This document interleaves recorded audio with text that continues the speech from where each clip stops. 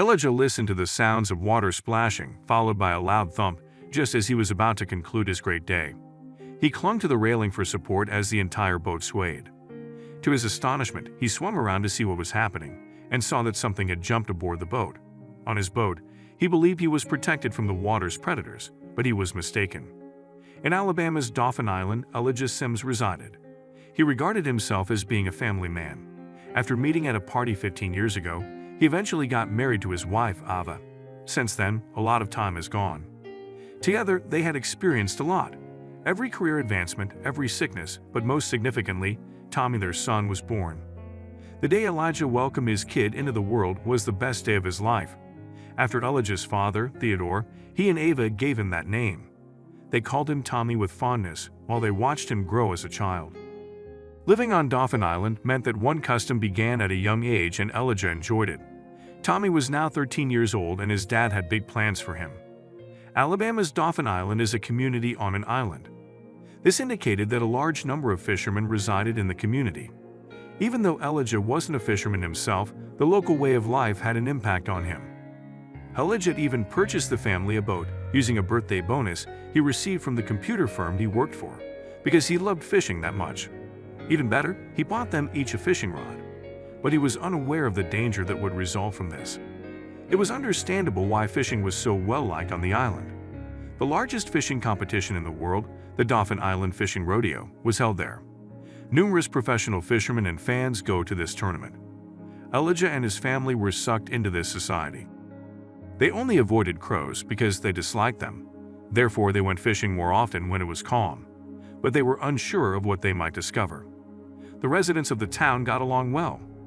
Most individuals were familiar with one another and frequently engaged in commerce. Not that Elijah was impolite. Simply put, he was more reclusive than the rest of him. He was aware that Ava could chit-chat for hours with other mothers when they were shopping, but he preferred to remain to himself. But then, no one would be aware of their next fishing expedition, one that would come to a dangerous conclusion. The biodiversity in the seas around the Alabama Deep Sea is substantial. Since 1929, the tournament has been held there, and this is one of the main causes. However, it also indicates that there are numerous predators in the water and even nearby. When residents of Dauphin Island imagine the worst possible scenario, one apex predator comes to mind, one about which Elijah was clueless. All sharks have the potential to be harmful, but Oni stands out as being among the world's most hostile. In tiger shark attacks, 39 of the 111 documented assaults were deadly. The great white shark is the only shark with a history of killing humans. But in the Alabama Deep Sea, tiger sharks are rather prevalent. Elijah made the decision to take his family fishing one early morning. They hadn't gone in a month, and Tommy had been bothering him all week. Elijah thus believed that a Saturday morning would be ideal. They packed their essentials for the journey, including food, lure, and their dependable fishing gear. They set out after Elijah whipped the boat to the rear of their trailer. Accidentally into danger, they were eager for the day ahead as they arrived at the dock, unhitched the boat, and pushed off into the lake. The morning was nice, and they were eager to see what they may capture. But after an hour on the lake, something happened that utterly astounded Elijah. He would remember this day for years to come. Just as Elijah thought that the day was wrapping up to be a perfect trip, he heard the sounds of water splashing and then a loud thud. The entire boat rocked, and he grabbed onto the railing for balance. He slowly turned around to see what was going on, and to his horror, something had leapt onto the boat. He thought he was safe from the predators of the water while on his boat, but he was wrong. Elijah felt a chill down his spine. His first instinct was to protect his family. He told his wife and child to stand behind him while he assessed the situation.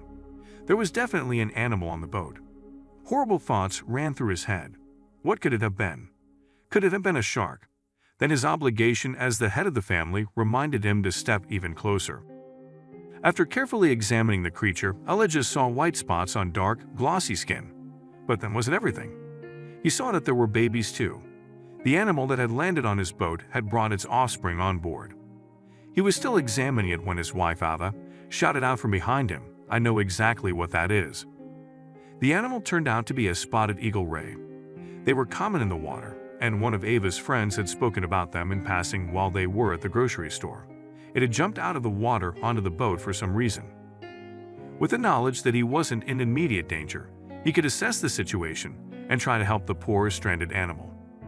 Elijah knew that he had to quickly devise a plan if he wanted to save the life of the rays and keep his own family safe. Everyone looked to him to save the day. But what would he do? He couldn't throw them back into the ocean in good conscience. What if they needed medical attention? He needed to get them to a vet as soon as he could. After a second of thought, he decided to trust his gut. He needed to race to the shore before it was too late. But his plan felt a little half-baked. What would he do once he got to the shore? He put the boat into high gear and sped towards the shore while he continued to hatch his plan in the meantime. The idea came to him while he was racing towards the dock. He could try to arrange for the local marine conservation group to meet them there when they arrived. All he had to do was make the phone call. The entire time he sped towards the shore, he just hoped that the rays were okay. They couldn't last long out of the water. Elijah desperately told his wife Ava to call the Marine Resources Division. They would know exactly what to do. She shakily found the number for the organization and then dialed it. A consultant picked up, and she desperately explained the situation to them. But would they make it in time to save the animals? They arranged to meet at the docks and hung up the phone.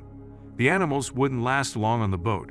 They were close now, but would the organization be ready once they arrived? Ava felt beyond nervous when she saw a relieving sight. She saw a van waiting for them on the shore. She just hoped that it would be enough. Elijah parked the boat at the dock, and the organization's people rushed over to take things from there. They had a stretcher for the Eagle Ray and her babies and took her to their van, where they could put her in a tank. They took over and gave Elijah a number he could call before speeding off. He felt responsible for the animals and worried about them. Even though they were now out of his hands, Elijah felt partly responsible for their well-being. Even that night, it hung on his mind. He couldn't shake the feeling that he needed to help out more. He flipped the card through his fingers while he lay in bed. He knew in the morning he still had work to do regarding the previous day's events. Elijah woke up in the morning and knew what he would do that day. He called the number on the card and found out where the Foundation had taken the Eagle Ray. After begging for what felt like ages, he finally got an address. He got in his car and drove to where he knew he could get reassurance. He had to see things to the end. Elijah had to drive to a private clinic where the Eagle Ray was being treated at. It was 5 miles out of the city and was a state-of-the-art facility. The animal was getting the best treatment possible. Still, though, he went to see for himself. It had become a borderline obsession. He arrived at the compound, not knowing what to expect. The next biggest hurdle was the security booth. Elijah rolled up and greeted a worn-looking man. It was clear that he had been on shit for at least a dozen hours. Elijah knew this wouldn't be easy. When the man asked for ID, he frowned and started explaining the situation. He just hoped it would be enough. After a back and forth with Elijah appealing to the older security guard's sensibilities, he agreed to let him pass on the condition that he was on his best behavior. He thanked him and passed through the booms. He was one step closer to his goal. He just had to park his car and find the reception. His nerves made his hands shake the entire time. Elijah ran through the sterile halls. He'd never been in such an expansive clinic just for animals, especially one for aquatic ones. He found a reception desk and knew once again he'd have to convince someone to let him pass. But he was pleasantly surprised when the woman told him she had been expecting him. The partners who had picked up the Eagle Ray knew he would come looking for her. Elijah was directed to one of the rooms at the end of the hallway. He was told that the Eagle Ray was in there but not what kind of condition she was in. He got to the doors and held his breath before opening them. Elijah didn't know what to expect, but once he was inside the room, he couldn't believe what he saw. Everything would change. The Eagle Ray inside the room looked as healthy as ever. The doctor monitoring her vitals explained that they had made sure she was in good health before they would release her back into the coastal waters. But Elijah noticed something. Where were babies? He asked the doctor about the babies, but he shook his head. He sadly explained that her offspring hadn't survived. The trauma was just too much for them. But at least she made it out of the entire situation okay and would live a long life. The doctor even added that she'd find another mate and have more children to cherish. All wasn't lost, as long as she survived the ordeal to live another day. Elijah visited the Stingray once a week until she fully recovered. The day of her release was finally here, and she could go back to where she belonged, the open ocean. They even let Elijah come and watch her be set free. He was glad that he had saved her life. He was assured that if he hadn't acted so quickly, she would have never survived. In order to protect the privacy of those depicted, some names, locations, and identifying characteristics have been changed and are products of the author's imagination. Any resemblances to actual events or places or persons, living or dead, are entirely coincidental.